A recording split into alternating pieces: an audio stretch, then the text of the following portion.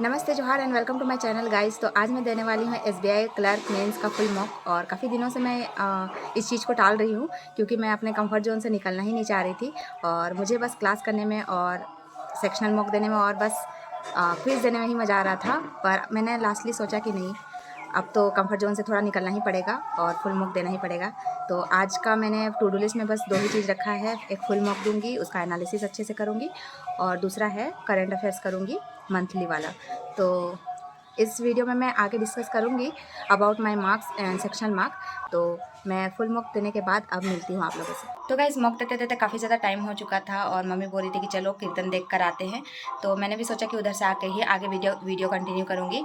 हमारे गाँव में 3 दिनों से कीर्तन चल रहा है और आज लास्ट डे था। तो अपने मार्क्स मैं आप लोगों से स्क्रीन में शेयर कर रही हूँ। तो मैंने टोटल अटेम्प्ट किया था 58, जिसमें से 12 मेरा गलत हो गया और मेरा टोटल मार्क्स आया 45.7 और परसेंटाइल आप लोग देख सकते हैं।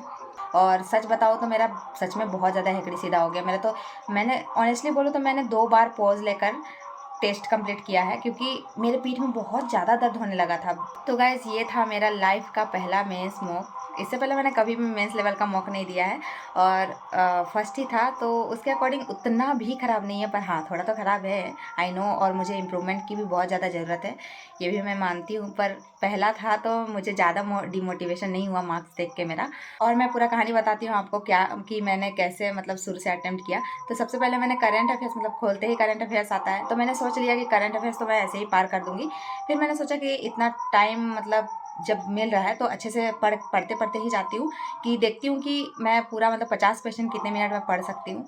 तो शायद उसमें 35 मिनट्स दिया था और मैंने 20 मिनट्स भी पूरा नहीं लगाया था पूरा पढ़ने में। और उसमें से बीच बीच में अच्छा हुआ मैं पढ़ ली, क्योंकि अगर नहीं पढ़ती तो फिर मेरा जो मैंने अटेम्प्ट किया वो भी नहीं कर पाती। तो करते करते मैंने शायद 10 या 12 अटेम्प्ट किया, मुझे अभी याद नहीं आ रहा है। जो एकदम मुझे परफेक्ट लग रहा था कि हाँ ये मुझे याद है, तो ही मैं उसको अटेम्प्ट कर रही थी। और उसके बाद मैंने क्या किया कि 10-15 मिनट बाकी थे, तो मैंने सोचा कि चलो सेक्शन सबमिट कर देती हूँ। और मैंने क्या किया, पूरा टेस्ट ही सबमिट कर दिया।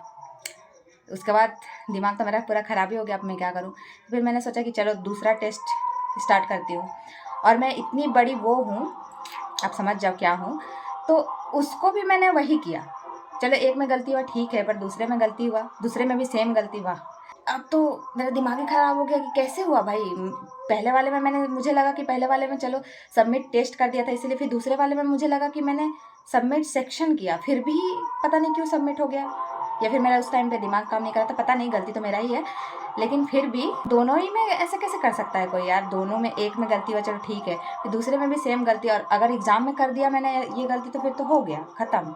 तो फिर मैंने सोचा कि सारा टेस्ट ख़राब नहीं करते हैं, जो टेस्ट नंबर 2 था उसको री अटेम्प्ट कर देते हैं। तो फिर मैंने उसको री अटेम्प्ट किया और तो फिर वही जीए का जो मैंने टिक किया था सारा जल्दी जल्दी से टिक किया, उसका सबमिट सेक्शन किया। उसके बाद खुला था इंग्लिश में ज़्यादातर वोकेब से रिलेटेड ही मुझे लगे ज़्यादा क्वेश्चन। तो और मेरा वोकेब भी सबसे ज़्यादा वीक है, तो नहीं हो पाया उतना, जितना याद था उतना मैंने किया। फिर भी सबसे ज़्यादा गलत मेरा इंग्लिश में ही हुआ। 8 गलत हो गए मेरे।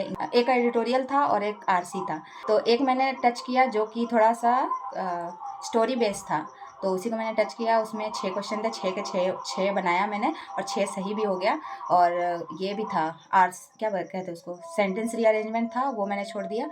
पढ़ने की कोशिश की मैंने, उसमें 3 मिनट दिया पर वो नहीं हो पाया। एरर जो था वो 3-3 था, तो मैंने बनाया, सारा अटेम्प्ट किया। नहीं, 5 क्वेश्चन थे, उसमें से मैंने 4 अटेम्प्ट किया और 4 हो गया गलत, तो वो भी गया। और उसके बाद खुला था क्वांट, और क्या लेवल था यार क्वांट का।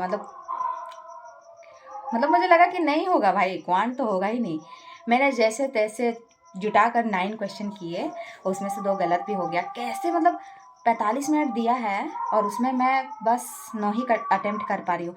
मैंने क्या कहते हैं उसको, डी आई मैंने 2 छुआ और दोनों ही नहीं बना। मतलब एक बन गया पर उसका क्वेश्चन नहीं बना, और एक डी तो शुरू से ही मतलब पूरा सॉल्व ही नहीं हुआ। अर्थमेटिक तो बहुत ख़राब था। मैं दिखाती हूँ आपको, रफ वर्क दिखाती हूँ। ये पूरा सॉल्व मैंने कर लिया था, उसके बाद क्वेश्चन ही इसके बने ही नहीं मेरे से।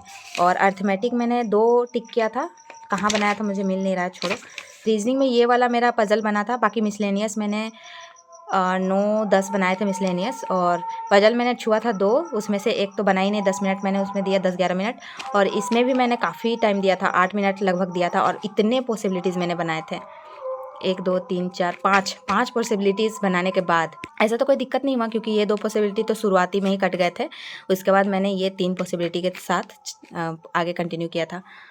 और ये तो इसका है, DI का है। और एक पजल बनाया था मैंने, कौन सा कहाँ गया, हाँ ये पजल, इसमें भी इतने पॉसिबिलिटीज़ के बाद भी आखिर बना ही नहीं। इतना मैंने कर लिया, इसके आगे और कुछ क्लू ही नहीं मिल रहा था। ये था डायरेक्शन वाला, और ब्लड रिलेशन मैंने बनाया था और पूरा बन भी गया और सही भी हो गया। गाइस लगता है मैंने काफ़ी ज़्यादा ही बकर बकर कर दिया है, और अब क्या, अब तो कुछ बताना नहीं है, तो फिर एंड करते हैं इस वीडियो को।